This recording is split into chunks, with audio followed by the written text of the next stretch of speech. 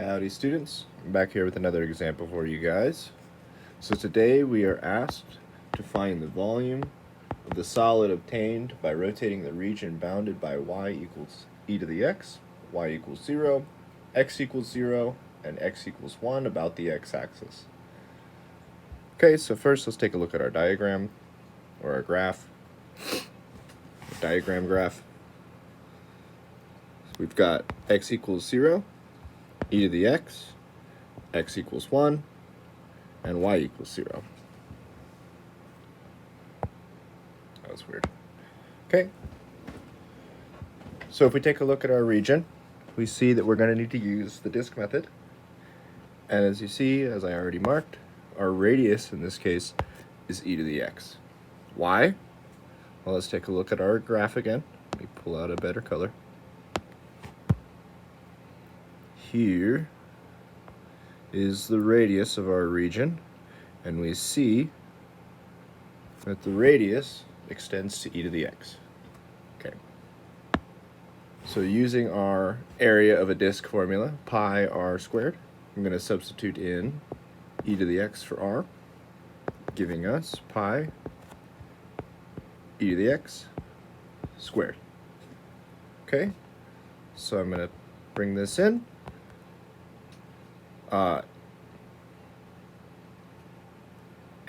If you remember, I'm going to put this over here. If I have a to the n to the m, this equals a to the n times n.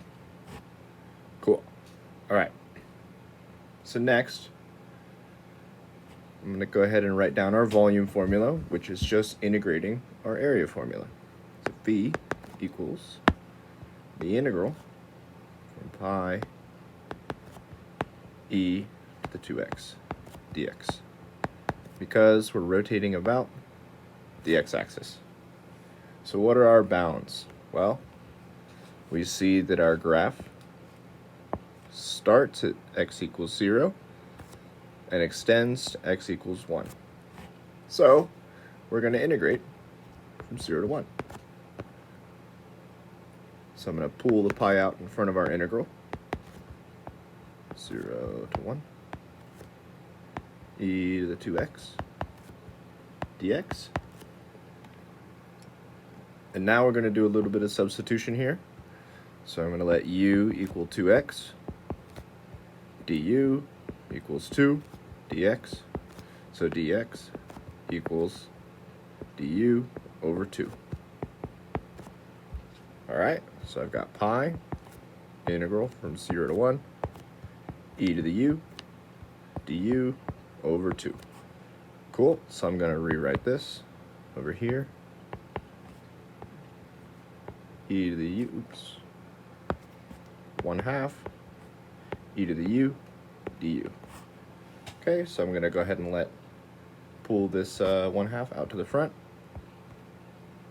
giving us pi over 2, the integral 0 to 1, e to the u, du. Okay, so the next thing I'm going to do, because we have a nice function here, e to the u, I am going to change my bounds here.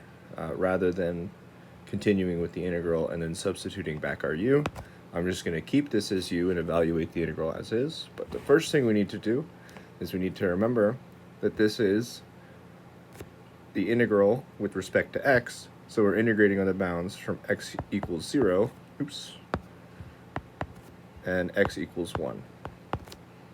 But I need them with respect to u, so what I'm going to do is I'm going to substitute these x values here. So for x equals 1, u would equal 2. X equals 0, u equals 0. Excuse me. So next, I've got pi over 2, 0 to 2, e to the u, du. And the best thing about this is that we are dealing with e to the u, and if we remember from calculus 1, if I have e to the x and I take the derivative, I get e to the x. So if I integrate e to the x dx, I'll get e to the x back. So the same thing applies here. When I integrate, I'm going to get e to the u back on the bounds from 0 to 2.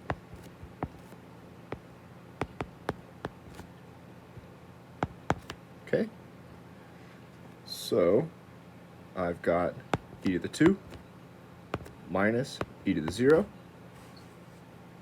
which simplifies to 1.